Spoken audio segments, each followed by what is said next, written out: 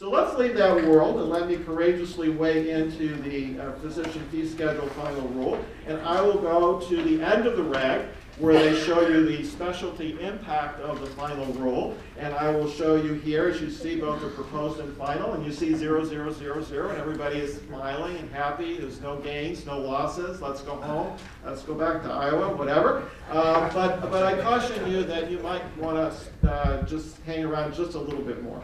But nonetheless, this is very important because this does show that in this particular reg, at least, there were no big gains or losses for the specialty of podiatry. But I will say this reg was a little unusual in that the range of impacts was fairly narrow. The spread, the biggest gains were like, I think, plus 1%, and the biggest losses were -2. So in the final rule. So very different than what had gone on in the proposed rule. So let's move along then. Let me talk about a few of the initiatives that I see as very significant. And the first one is one that Kathy did touch on. And this is the whole notion about taking the global surgical services we have today and converting them all to zero-day global. That is what they say they would like to do, but they are going to keep some other options in mind. But I would only say this is an area that APMA and every other physician organization needs to give a lot more attention to. You need to think through what would this mean as they back out all these E&Ms. Well, one of the things it'll mean, if it were to happen, is that every time you build an E&M for post-procedure care, you'd have to document that in the same way you'd have to document every other E&M that you do and individually bill for. And you would also have to send a bill in for every visit, a claim or a line or whatever. So again, today you only bill for the global service, but you would have to bill for all of the individual components that are backed out, all those E&Ms. And similarly, the Medicare contractors are going to have to process all of those claims. So there's that implication. The other thing I'd warn you about is the final rule does say, maybe we're going to continue to do multiple procedure payment reduction after we're done. So even though we backed out all the E&Ms, we're going to do multiple procedures still.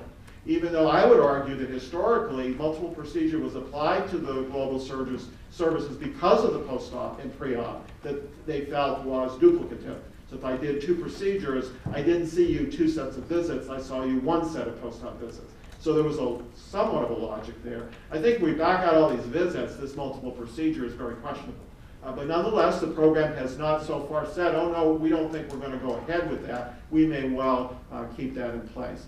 At any rate, I think that this may be an area where APMA is in better shape than some other specialties because, if I'm correct, you have a lot of 10-day globals, but not as many 90-day globals as some other specialties.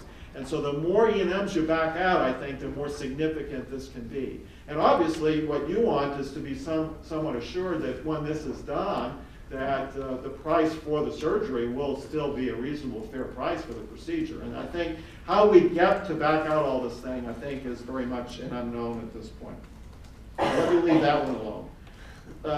Kathy touched on the next one, and I'll just approach this. This is the whole issue of, and it's very well intentioned, instead of announcing interim finals that remain in place for a full year without any real public comment opportunity. There's certainly some opportunities within the ROC and elsewhere. So they want to try to make it always make available an opportunity for comment before they move forward. But I would say that to the extent they can't do this and they create G codes for the old nomenclature, and you're sitting in your office in 2017 and you're about to bill Aetna, are you going to have to build a new CPT code, or is Aetna going to pick up this old G code or the G code for the old nomenclature? So I think for the practice, it's going to be interesting how the private payers react if CMS does this. And also what it's going to do is you're going to have to be strategically thinking about how you deal with CPT. If you have something really important, you're going to try to do it very early in the cycle so the RUC can do its thing and so that everybody can be happy and the proposed rule will give a public comment opportunity as well. So I think all the practices are going to be trying to shift all their workload, but again, you can't. There's only so much you can do. So this is going to be a really fascinating one as well to watch, and also administratively how it works in your practices, for example. If there are a lot of G codes that you're going to have to contend with instead of the new CPT code. So again, I think there's some advantages to what is being discussed, but there's a lot of potential disadvantages as well. The third topic I'll touch on briefly has to do with continuing medical education. This is not something Kathy, I believe, has any responsibility for in her shop.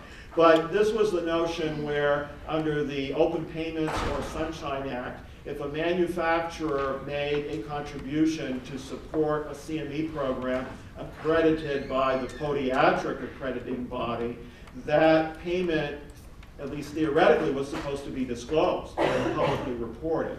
On the other hand, if the same manufacturer made a contribution to a CME program accredited by the American Academy of Family Practice, the regulation said, you don't worry about it, that's fine, you don't need to report or disclose any of this. And so what the program has just done in the final rule is taken the exception that was there that created winners and losers, if you will, and just removed it completely. But what they also said, I think, was much more important. They said, on further reflection, and as we've looked at all the comments, we just want to assure you as a manufacturer, if you're contributing to a CME program, no matter who accredits it, and if you're not controlling where that money goes, if you're not saying it's got to go to Dr. Jones because he works with my company, if you're not controlling where it goes, don't worry about it. It's not a payment. It's not a disclosable, reportable payment. And so I think the good news here is that we're restoring, or we will restore, a level playing field for all the CME programs. And I know this was something that APMA was very worried about, and extensive comments were submitted on this particular issue. Okay, a couple other important things that I want to touch on. The first one's really, really easy because I'm not going to say much of anything, and that is physician quality reporting system. If you're not, how many of you are reporting under physician quality reporting system today at CMS, the Medicare program? Okay. You all need to be paying a lot more attention to this program. And fortunately, you're going to have a talk about it this afternoon, and so I just direct you to Jim Christina. But PQRS is going to become increasingly important, and if you don't satisfy the reporting requirements, you're going to incur more and more penalties as time goes on. And so this is clearly something to pay attention to.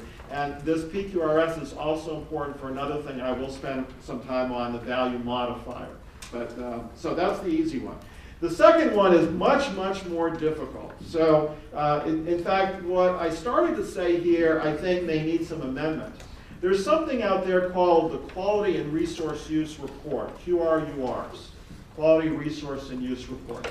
And this was often referred to as physician feedback. And this was a program that was mandated by Congress a number of years ago. And when they did so, by the way, they put in a clause that you guys don't like, and that is, well, this program is intended for medical doctors and osteopathic doctors. So that's how this program was born. Nonetheless, the CMS has been routinely making these reports available. And just recently, at the end of September, they said to everyone that all physicians in the nation have access now to their QRUR report for calendar year 2013. So let's talk about the QRURs for just briefly. What they do for you is there's a whole formula of which patients get attributed to which group or practice, and what these reports give you is information about how well you're doing on quality, and where spending is occurring for those patients that are attributed to you. And they break it out into different categories, so hospital care, office care, et cetera, et cetera, et cetera. I'm not doing justice to it, but I think you get the sense. It's quality, so it gives you information about how you're doing on quality versus peers, and also gives you information about how your spending is going for those Medicare beneficiaries compared to other folks. Okay. So, how many of you have seen a QRUR report? Okay, not very many. What I don't know, and I'll be honest, I'm not sure that these reports are being made available if a practice is just podiatry. If you happen to be in a group which includes MDs and DOs, then the practice should be getting a QRUR, and if so, if you're in one of those practices, you should go look for that QRUR, and you should start understanding what it tells you. Because what this is a preview of coming attractions. This is a preview of how well you or your group might do under the value modifier. And the value modifier is something I'll talk about next. But the problem I see potentially is there's a lot of folks they want to apply the value modifier to, and it's not clear they're all getting these QRURs. So it's like filing, you're flying blindly. The MDs and DOs are getting these QRURs so they can begin to understand, but it's not clear that all of the physicians that will be subject to the value modifier have the same access. And when the program is also beginning to think about moving to physical therapy and other non-physician practitioners, I think that's another issue as well. Okay, so enough for this. Let's go to the value modifier, something Kathy didn't talk about. And I've got 2 slides. And so here's the first one. And notice it says this applies to groups with 10 or more eligible professionals. So how many of you are in a group with 10 or more eligible professionals? Okay, not too many. So many of you are going to say, phew, I don't have to worry about this. So let's deal with this one first. First thing to notice at the top is we're talking about calendar year 2017. Okay, so that's a far way away. But right underneath you see the performance period is calendar year 2015. So that's not very far from today. So what this is, what we're talking about is a value modifier is going to adjust the fee schedule amount that would otherwise apply in 2017. And so as you see there, I've got categories. So let's look. We have a high cost, low quality category. Bottom left, minus 4%. So what's that mean? Well, if you happen through this methodology to be in a group that in 2015 is found to be high cost and low quality, in 2017, every fee schedule payment that's made to you will be reduced by 4%. That's the value modifier. So it's an adjustment to what would otherwise be paid for everything you get under the physician fee schedule. And as you look across the different categories, you see that there's some categories you'd much rather be in. So to be brief about this, there's a set of quality measures that will be looked at. Some of them are PQRS measures, but some of them are just other measures. And then there's a set of cost measures that will also be looked at. And all of that's a very complicated formula which we don't have time to talk about today. But just trust me, at the end of the day when the formula works out, the groups of 10 or more end up in one of these categories. So if they're lucky, they're in a 0 category. If they're very unlucky, they get hit by a 4% reduction. Now, you'll notice at the upper right-hand corner, I say plus 4.0x. And you go, well, what's that? Well, this program was designed by Congress to be budget neutral. So the winners can only get however amount of money is available from the losers. So first we have to add up all the losers and all their reductions, and then we have a pot of money that we redistribute back to the winners. But we don't know that until the end. So I can't say it's plus 4%. It may not be 4%. It may be a lot less than that. Because if everybody does well, obviously, there's no money to redistribute. So this is the way this was designed. Maybe not ideal, but that's the way it works. The last thing I want to highlight, and that's why I warn you about PQRS, notice the bottom. Failure to satisfy PQRS reporting requirements in calendar year 2015. In 2017, you would get a minus 4% for these groups. These are the big groups, okay, the bigger groups. And again, I think part of this is to force people to send in the PQRS data because the PQRS data are used in the formula. But if we can't calculate your PQRS data, then we're just going to cut you 4%. You're done. And this is in addition to the 2% reduction you get for failure to meet the PQRS requirements. So it's additive. Okay? So that's why pay attention to PQRS. So these are the bigger groups. Okay. Let's go to the next slide, which is very, very similar. Same year, 2017. This is going to apply to the rest of you. So any groups with 2 or more eligible professionals and all solo practitioners, it will apply to you in 2017. And you see that this is a little gentler, okay? Because you don't see any minuses. So that's the good news. if you're in a smaller group in 2017, value modifier by itself, the calculation, can only help you. It cannot hurt you in 2017. 2018, all bets are off. So that's the important thing. And again, notice that if you were found to be high quality and low cost, there are opportunities that in theory you could get extra money beyond what the physician fee schedule amount would be for you. Go to the bottom again. Failure to satisfy the PQRS reporting requirements will produce a -2% cut in addition to the -2 that you would otherwise get for failure to meet PQRS. So again, the worst case scenario for the smaller groups and solos here for 2017 is that you fail to meet PQRS requirements next year. Okay? If you don't meet them in 2015, when we get to 2017, you're going to have a -4%. 2% because of the value modifier policy, and 2% because of the PQRS penalty. Okay?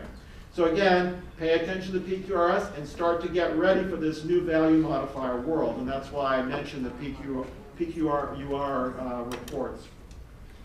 Okay, I don't have too much more. Let me, again, Kathy talked about this, but here are the numbers. So a tale of three numbers. I've got the calendar 2014 conversion factor, and I believe you're going to make these slides available later, Scott? Or? Yes. Okay. And you see the number is a little bit reduced for the first 3 months of 2015. Yes, you heard it's a zero update, but you know we have budget neutrality calculations, so it's adjusted down a little bit. And then you see the cliff, April 1, and what it looks like. And this, of course, is absent congressional intervention. And as you know, there has been congressional intervention every time. Now, we don't know what it's going to look like, so.